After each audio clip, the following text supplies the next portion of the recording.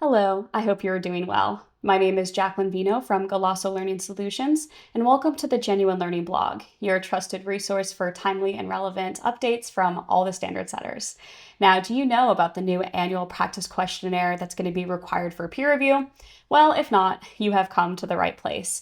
This is actually one of the topics that we explore when we write our AICPA update courses, since GLS closely monitors the activity of the AICPA. During this blog, what we're going to do is we're going to break down everything you need to know about this questionnaire, focusing on the 5 W's: the who, the what, the when, the where, and the why. Now, with that being said, let's go ahead and get started and take a deeper look at this. So just some background information here. The Annual Practice Questionnaire for peer review was approved by the AICPA in November of 2025, so fairly recently. And also, filling out this questionnaire is a requirement. So if your firm is enrolled in the AICPA's peer review program, you must complete this questionnaire. This is not going to be optional.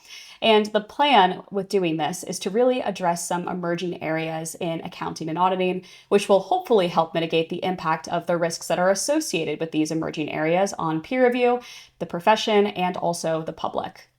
So if you're sitting there and you're thinking, okay, so what actually is an emerging area? Why is this something that's so important? An emerging area can be a lot of different things. It could be a particular industry, a level of service, an audit area, or maybe even an aspect of the firm's system of quality management that is either anticipated, new, or recently evolving. And if this emerging area is not appropriately addressed, this could result in a threat to quality and then, by extension, the profession as a whole. So what would be some examples of these emerging areas in the real world? This would be items like AI-driven technology. It could be digital assets and cryptocurrency, ESG, and also complex revenue recognition. These would all be examples of emerging areas. And as I mentioned at the beginning of this vlog, we are going to break down the 5 W's to keep this just as practical as possible. So very importantly, who is going to be the person that is receiving this questionnaire? This questionnaire is going to go straight to the managing partners and peer review contacts of all firms that are enrolled in the AICPA's peer review program. So if you are someone that's watching this blog and you're a managing partner or you otherwise fit into this category, this questionnaire is going to be coming your way. And equally as important as the who, what is actually on this questionnaire? So just to summarize what is on this slide here, the questionnaire is going to have about 5 to 10 questions about emerging areas. So things like the generative AI and the digital assets. Emerging areas have additional risks that are associated with them. So it's very important that these items are covered on the questionnaire just to help protect the profession and also the integrity of the peer review process. So we've covered the who and the what, but when is this questionnaire going to be sent out? When should you expect to receive this? This will be sent to all managing partners and peer review contacts on June 1st of 2026. So it is coming. It'll be here in just a few short months. And I do want to note that it's also going to be received annually every year after that. So this is not a one and done situation. We're actually going to be filling out this questionnaire every single year going forward.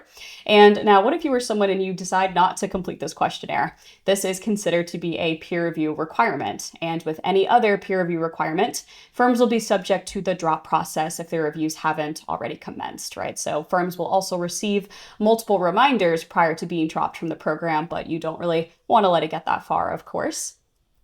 And lastly, but perhaps the most important thing of all, why is this a new requirement, right? How is this questionnaire actually going to be helpful? This questionnaire is designed to identify key information about the emerging areas, including things like volume and demographics, to really better understand what are the engagements that firms are doing right now. So responding to this questionnaire is going to help firms succeed in their next peer review by triggering a customized email from Prima that highlights all of the relevant resources for each emerging area selected. So for example, if you selected something about generative AI or about cryptocurrency, then you would get those other resources and emails from Prima kind of highlighting those items. This email is going to serve as a timely reminder as well that staff performing these types of engagements that have an emerging area associated with them must, of course, possess the necessary skills, knowledge, and experience, really trying to reinforce the ultimate goal here, which is a quality engagement that ends up getting performed. Completing the questionnaire is also going to help firms prepare to perform and report in accordance with the professional standards and better assess engagement risk. In today's very, very complex environment, maintaining peer review success is going to require continuous focus, as opposed to waiting until the last minute and waiting until it's your peer review year. We want to be as proactive as possible, right? We don't want to be reactive when we're talking about peer review. And I also wanted to do a quick shout out for our upcoming audit staff level training cohorts. We do have our 2026 schedule finalized, which we are very excited about. So if you're someone and maybe you're a manager or you're a partner and you're watching this blog and you're looking for some staff training, I would highly recommend checking out these cohorts. Each level is 16 credits of CPE and it's super interactive. We have a really great variety of auditing topics. It's also very highly rated with a near perfect Net Promoter Score, something that we're very proud of here at GLS. And that is all we have for today's blog.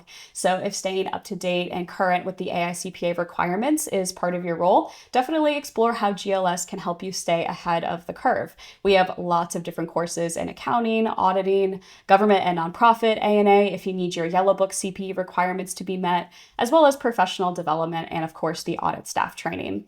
In addition to our live in-person courses, we also have webinars and we are also on LC Vista, and that is our on-demand platform if you're interested in recorded content. Once again, my name is Jaclyn Veno from Golosso Learning Solutions, and thank you very much for tuning in. I hope you have a great rest of your day.